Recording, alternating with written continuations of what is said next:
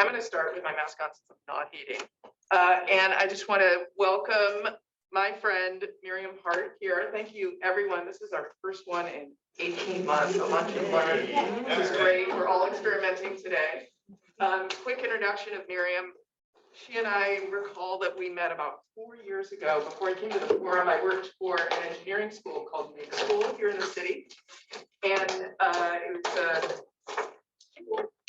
engineers that ultimately either went on into industry or they went on to schools. Oh, there's Sheila. Hi, Sheila. We're just starting. And Miriam since went on to Stanford. So she's a computer science student. This is her senior year. She's getting ready to graduate. And she also is a fellow with IDEO. And she's built and released 10 different iOS apps. And there's so much to say about it. And she's also a star in a very prominent Netflix reality show, and she's got more to share on that. And I just really want to turn over the time to her. She's got a quick presentation, about 20 minutes. Then we're going to open it up, and I'd love to have just a super quick round of whoever wants to introduce who they are and what they do. So Miriam has an idea of who she's talking to today and what you do. And then we'll just open it up for an informal Q&A. So thanks, everyone. Miriam, the floor is yours. When I was 10 years old, I wished I was a boy. I wished I could run in pants freely without the fear of my underwear showing from underneath my long skirt when doing a cartwheel. I wished I could feel the warm summer breeze on my bare arms while playing a game of basketball, rather than wearing thick cotton shirts that covered my arms and my collarbone. I wish my desires to do these things were considered normal, but they weren't. Not for me. I was a girl. Such activities in Muncie, New York are only deemed normal for the boys, and therefore, I wanted to be one. His name was Moshe, the boy I wanted to be. I imagined how I would speak, and people wouldn't judge me. I imagined how I would dress, and people wouldn't judge me. I imagined how I would sing, and people would not scorn me, but rather sing along. Moshe was seen. Moshe was heard. Moshe was allowed to pursue his passions outside of the rules of modesty I was forced to conform to. I grew up in a fundamentalist Orthodox community, and in my world, Moshe was just a dream. When I was 13, things changed. My brother got a computer with internet that I was given access to, and on his computer, I was Moshe. I explored my ravenous curiosity through YouTube by typing in how to and hitting the space bar. I learned how to breakdance, how to play guitar, how to make origami, and eventually, without any prior experience in coding or knowing what it even consisted of, I searched how to make an app. The first app I made got rejected from the App Store 3 times. I had no idea what I was doing. Every line of code was a complete mystery to me. I simply YouTubed how to add buttons in an app, how to add text, and how to make an icon. I then would follow along with the hundreds of YouTube clips I scavenged through. A little bit of belief goes an awfully long way. I would close my left eye, my best friend Miriam would close her right, we would hit the run button and pray that the code would compile. If it did not, we would switch which eye was closed, change random lines of code, and try again. After 6 months of this, when my app was finally accepted to the App Store, what I've known to be true exponentially expanded. Everyone in my school downloaded my app. It was a utility app for students and teachers, where they had access to their calendars and schedules. It was helpful. The impact I made on my peers' lives shocked me. The fact that I was able to come up with an idea, create a product within the confines of my room, within the confines of my oppressive community, empowered me. I found a loophole technology. It gave me a voice, allowed me to sing without scorn, to be loud and to be heard, to be seen and to be appreciated. I wanted to do more. I wanted to reach more people and create more impacts. At age 16, thanks to my mother, who left my community and exposed me to the outside world, I stopped believing in my religion. Because of this, I applied and got into Make School, where I met Susan, an app development summer camp in San Francisco. And when the summer ended, my time in San Francisco just began. I finished high school early and continued to pursue computer science in SF, eventually making my way to Stanford University to study science, technologies, and societies with a minor in feminist and gender studies. Coding gave me a voice. It gave me an outlet to express myself from within the fundamentalist community I came from. Technology allowed me to turn my world of no and can't into a world of yes and can. It allowed me to leave my world of no, move across the country and live amongst people who truly believe that anyone can do anything if they put their mind to it. Technology gave me freedom. The reason I'm sharing my story with you all, especially you guys, World Economic Forum, is because millions of women live in communities across the world like mine. Communities where they're not given the permission to aspire for their dreams and move the way they want to be moving. This needs to change, and learning to code can enable that change. Technology can be the superpower that gives women the chance to have a voice and to break free. It can give them the opportunities to build and to create, to be loud and to be heard, to be seen and to appreciated, all within the confines of their own community. And to unlock their superpower and yours, all you need are two things: computer and a mindset. The internet is full of free resources for anyone to learn almost anything, literally, from ethical hacking to making banana cream pies. But why don't we use it to learn, to give us these opportunities and the superpower that we all have access to? We need the mindset. Diving into something new can seem intimidating and scary. Going from 0 to 100 takes 100 steps, and that can be a lot. But the only way to learn is to enter into the space of the unknown. We need to embrace uncertainty, be comfortable with the uncomfortable. There we can learn, there we can grow, and there all women can use what they already have access to have a voice, to be loud, to be seen, and to be free. Thank you. Amen. That's a little speech I put together for a conference I spoke at last 2 weeks ago. So I thought I'd just start with that. It gives a little background on my story and why I do what I do and why I'm here now. And if you want, I can start with my presentation and go into what I actually built, along the way. So yeah, I'll do that. So. And everyone will have Q&A afterwards too. So yeah, so you all know where I came from, Muncie, New York, where the men wear black hats and the women cover their bodies. And this is where I am now, Stanford University. But how did I get there? So you heard a little bit about why I did everything I did. I felt empowered through technology. But how exactly did I make it from Muncie to Stanford and to where I am now? So here, I want to share with you all a little bit of the apps I've built and the companies I've worked at and the schools I've joined to explain how I got to where I am today. And so it's a lot to cover, and I don't think I have enough time really to dive into each app I built and everything that I've done, but I chose from each year one thing that I thought would be interesting to you all at World Economic Forum. So the first is Recyclable. And this was the first app I built after a Terrace, which is the app I made for my school, that I actually coded myself by understanding the code. The first app I built, I really didn't understand anything I was writing at all. So people would say, oh, you're this cool coding genius kid who's 13. I felt like I had the most imposter syndrome anybody can ever have because I literally didn't understand my own app that I built. So this app is very meaningful to me because going to make school, I learned how to code. And there, even though you're supposed to know already when you get in, I guess they allowed me to come anyways. I bloated my way in. And I built Recyclable, and it's an app that pretty much all you have to do is take an image of any item and it tells you if it's recyclable or not. And the reason I built this app is because coming from Muncie, coming from New York, they're not as green as California. And I remember at Make School, there's 3 garbage cans next to each other: compost, recyclable, and landfill. And I did it exactly. Now there's 4. Okay. So when I saw that, I didn't know what landfill was.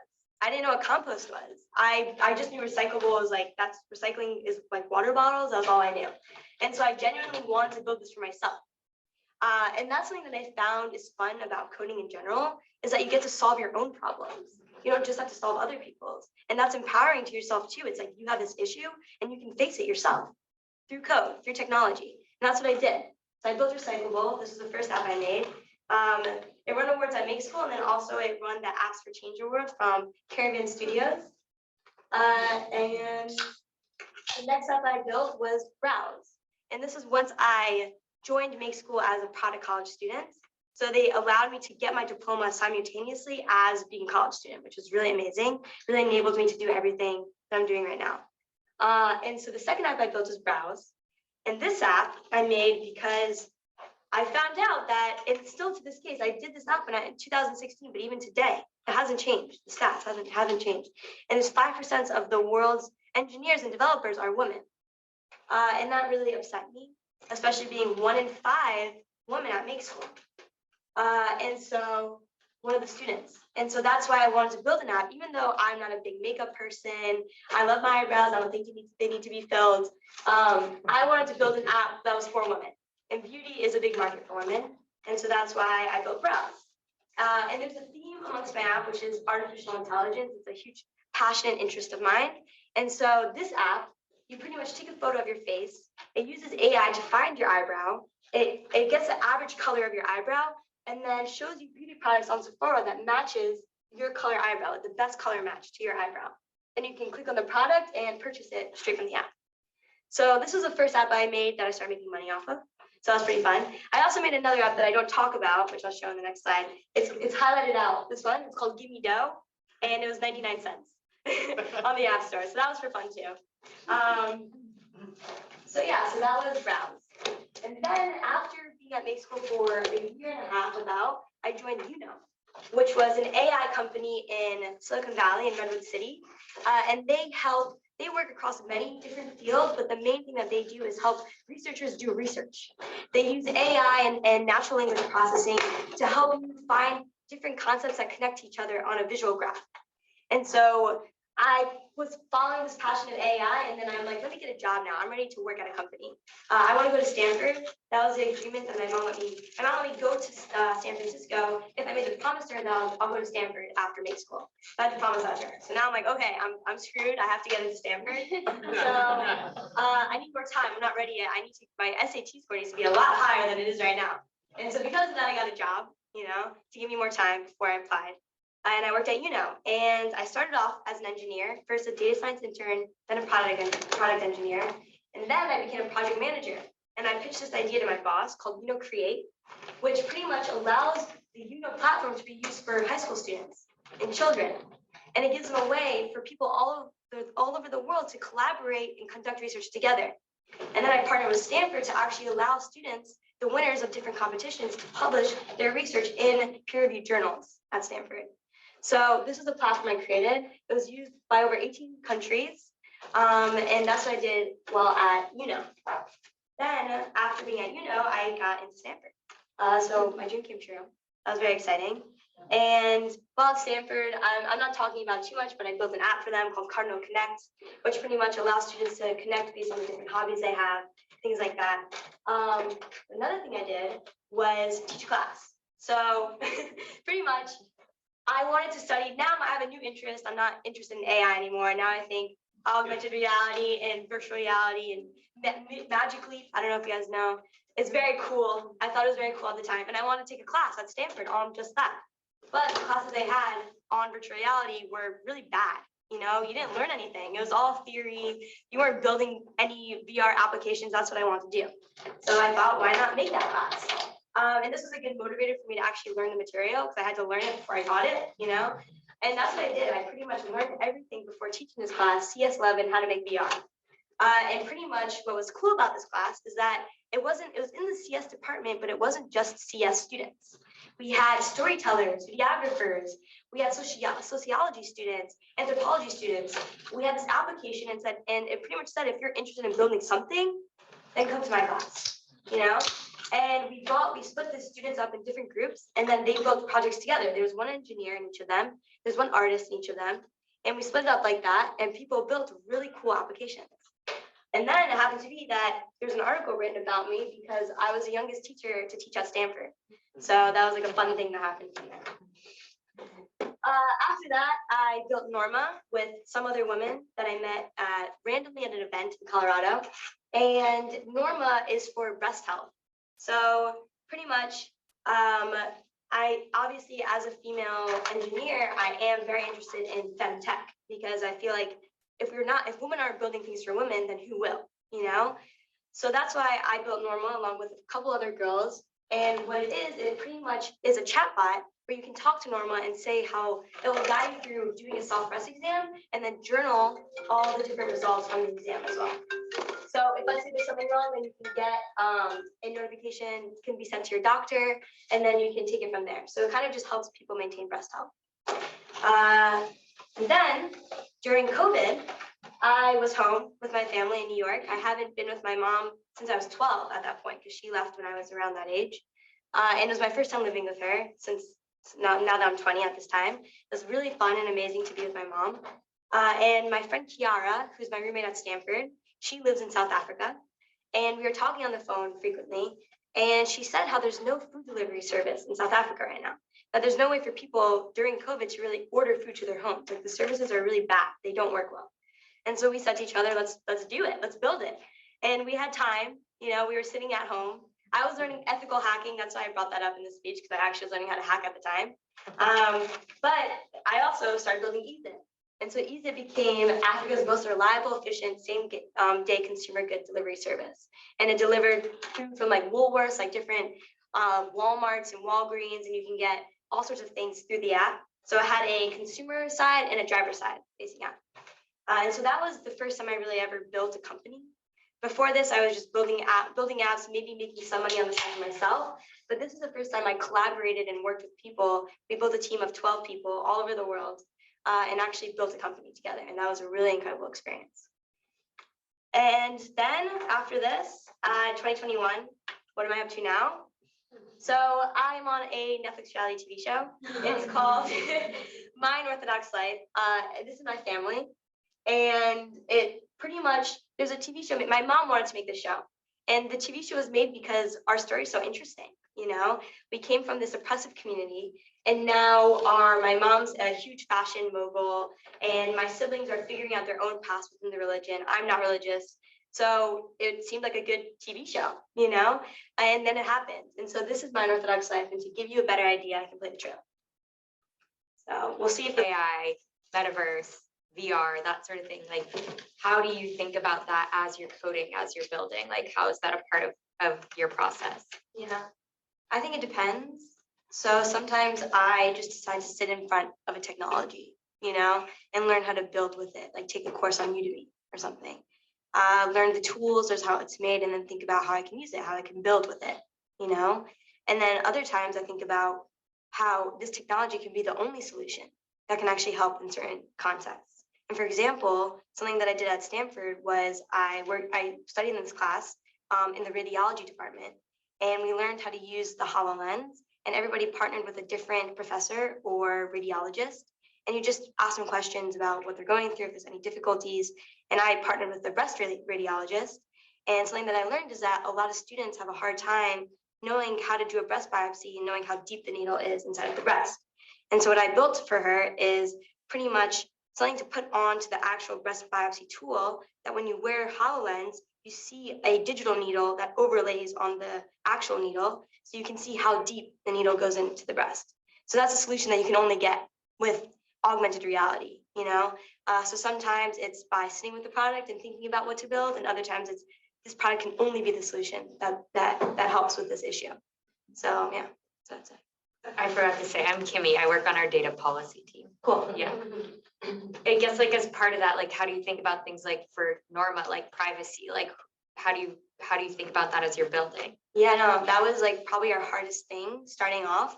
We spoke to a lot of different people who work in that space of like health privacy. I forgot the exact name of like the term. I don't know if anybody remembers. HIPAA, yeah, thank you. And so that was something we had to work with. Pretty much we didn't like really save a lot of information. We saved stickers. You know, like that's why it was very animated, a lot of it, because it didn't really count too much as health data. It was kind of just like a photo of a little blood drop and things like that. And so that's how we were able to like kind of bypass that. But that is really difficult to do. And I don't have a solution yet. We didn't figure that out. Yeah. Hi, Miriam. I'm Catherine. I work on the digital currency team here.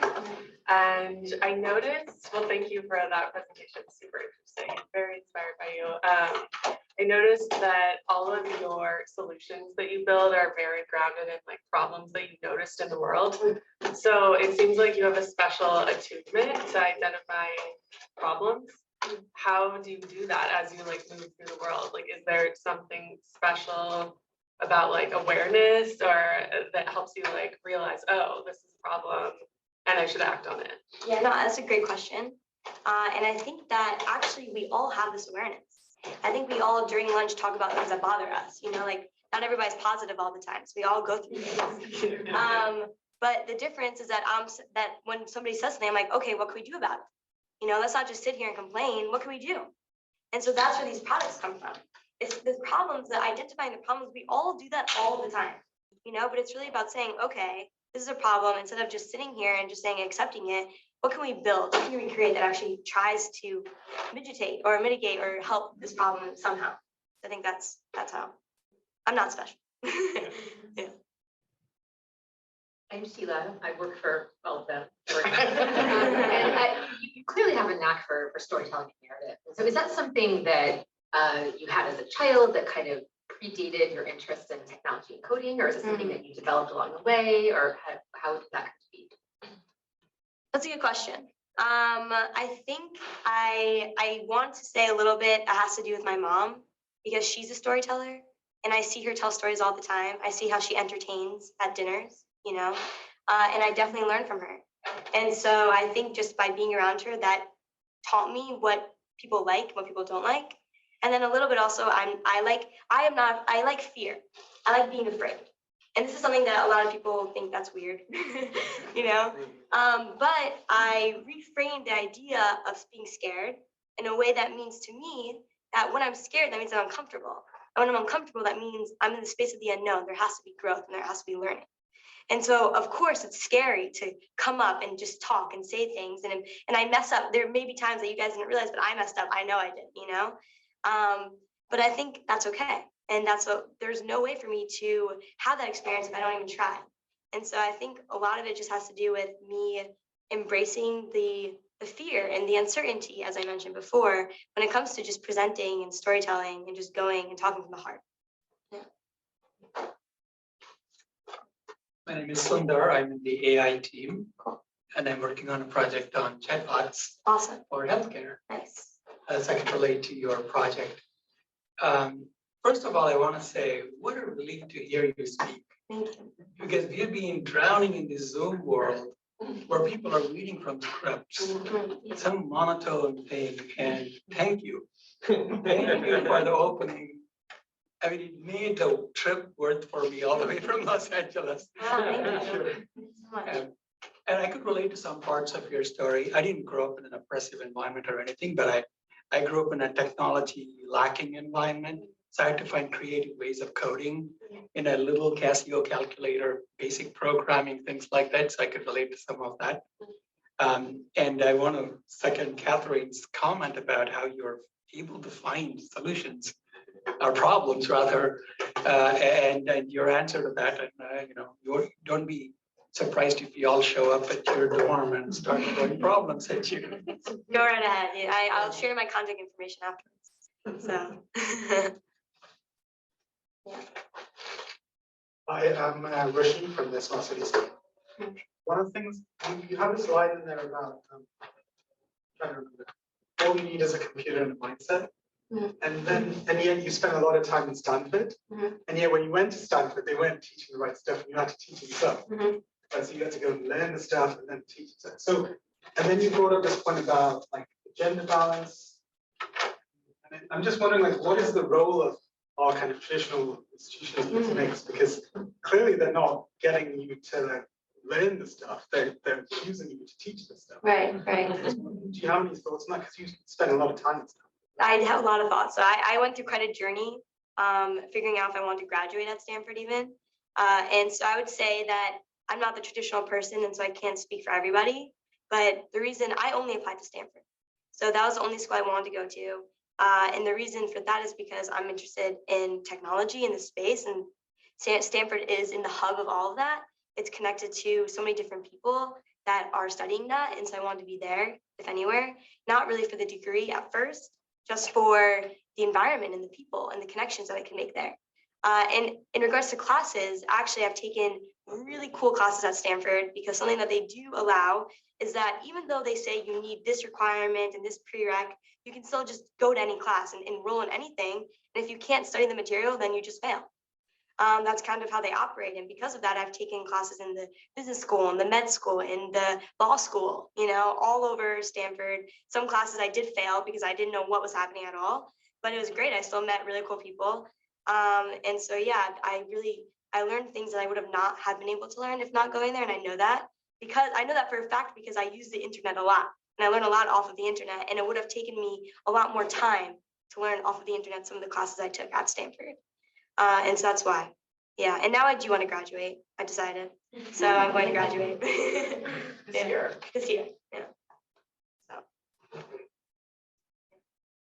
have a quick question, if others don't. So you graduate, you're a senior right now, you graduate in the spring, yay. Yay. And maybe we'll show your trailer, maybe we won't get to it. But for those of you that have seen this show, I'm curious from you, Miriam, like what's next, life after Stanford, and also, season 1 of your family show ended, and what's next? Mm-hmm. Yeah. So what's next is after I graduate, I want to study Krav Maga for 3 months. So I'll probably live in Australia or Israel or somewhere and study Krav Maga. And then after that, I want to probably I'm thinking about doing another year at Stanford, getting a master's, or I'll go to New York and join my mom's mission with what she's working on. Her statement is helping build an army of financially independent women. And I love the sound of that. So it's music to my ears, and that's why I would join her and help her with that. Awesome. Can you tell the group, for those who don't know anything about what your mom does, can you talk a little bit about what she's doing and what she's building and kind of where also you might slot in there? Mm-hmm. Yeah, so she is now, her story is really interesting, and she actually wrote a book that's coming out in March. It's called Brazen. So it actually explains everything that happened, how she got to where she is from being a full-time house mom and left at age 42, never went to college, never got a degree in anything, got married at 19. So did my sister, so did all my aunts. And so, yeah, she went from that to now the CEO of the largest modeling agency in the world. And so she represents over 72% of all the models in the world. And she also has a fashion company and does tons of other things. She's very interested in like environmentalism. She's building shoes right now. Actually, I don't know if I can talk about this. So I'm not going to say anything about that. She's interested in environmentalism. And also she's working on creating digital models. So like different runways that are through AR and VR. And this is probably the things that I'll help work on there. Yeah, so that's a little bit about her, but there's a lot more. That's awesome. And what do you think your role might be when you step back into her business? Well, eventually I'd want to do what she does, which is like run a company. That's why I love doing that. I like bringing people together and building teams. But right now I see myself working in digital. I've interned there before and I've helped build I've designed apps for her before and things like that. She's contracted me for different things for a company. And so I would probably just work in the digital department, help with emerging technology, seeing how all these new techs that I actually know how to use can help her in the company. Things like that. Actually, following on what you just said, and I'm Natalia, I work with our investor partners, the forum. The first few apps you had built, as I think you had mentioned, solved a specific issue, like the recyclable, etc. And then the last one in South Africa, you said you built a company, Yeah. and you did it remotely. Yeah. I would love to hear more about your process of like how you scaled that, because it's so different, right? It's operating something, and operating is inherently messier than just doing something on the internet. Yeah. You actually needed buy-in from like real humans in real stores. So I'd love to hear more about how you did that. Yeah, so my partner, she handled a lot of the getting the stores because she lived in South Africa. So I wasn't really able to do much operations because of that. I was in New York. And so what I did was I was like the CTO and she was like the CEO.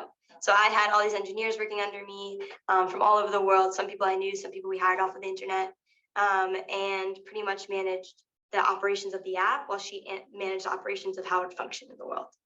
And then another thing I did also was just pretty much, I did all the design because I love designing. And so like making the ads and building the website and just all sorts of things like that. The videos that we had, the promotional vids and things like that. So that's kind of how, and the way a lot of the things we do is just partnered with other companies to help us. So like, for example, hiring drivers in South Africa is very difficult. We didn't know the contracts that they need to have to make sure that they don't go on strike or fight us, you know? And so we hired people that handled all that for us. And she actually worked in South Africa before. So she had connections. Her dad worked in construction and is very familiar with like working class, how to like, what kind of contracts you need to write and things like that. And so we just used all the resources we had available to us, I would say, and send cold emails, a lot of cold emails. Yeah. Anyone else? We have a couple more minutes and then we should probably wrap. Anyone else? I think that's general questions then, if we have a few more minutes. Yeah. Okay, so clearly you all are working on different, like a combination of like innovation and then also like public good, I would say, yeah. So what are some things that you think people don't know about that actually can have a big impact on society for public good, and what would that be? That's a general question. Go ahead. I asked you a question. I didn't even introduce myself. It's my opportunity. Okay. So I'm Aveen. I work with Sheila Warren on our Crypto Impact and Sustainability Accelerator. Yay for me forgetting the acronym. We call it AKA CISA. And it essentially is looking at trying to reframe. So when we're talking about public good, it's seeking to sort of reframe what we're looking at when we look at crypto, and trying to see what are some of the benefits, what are some of the risks as well that it could present through environment, social impact, as well as governance. So a few things that we're looking at is around like decentralized autonomous organizations. So, like those tight-knit communities that kind of get together on a central mission and try to kind of get together to achieve or solve certain issues and whatnot, or around trying to input ethnographic research around different communities and individuals around the world that aren't really elevated when we think about what crypto is and how it can sort of help people and achieve its mission through actually achieving public good. Because right now, when you think of crypto, it's like a lot around self-profit. How can I get rich? Elon Musk's like, all these things. So we're trying to really reshift that around to the actual communities and individuals and people across the globe that can actually seek to benefit from it in many ways, and actually having an honest conversation about what potentially those risks can be, so we can help to mitigate that. And I think that's really unique for us as an organization of form to be able to do that, because right now it is something that's really lacking when we talk about crypto. I was just going to add to your question is that one of the areas I feel where we need to get more awareness and public education is really the impact of like consumer products on the world. And in relation to sustainability and the environment, e-waste is growing massively. You've done an application looking at recyclability, and I wonder whether there's opportunities to create applications for education purposes in relation to, well, my mobile phone, my computers, or even my Alexa. I don't have one, but let's say if I had one. What's its impact? How much water does it take up to build one? How much finite resources does it go into it? Once its life cycle is over, where does it end up? I was looking at a report that shows maybe only 14% of like EEEs are recyclable. The rest, we have no idea what's happening and who's taking responsibility, because on the private sector side, it's great. We create this, we are the capitalist society, let's make them available. But what's its overall impact on society, the planet, and for economic progress? And I think that's a fundamental thing that's when we look at technology, it goes across all the segments.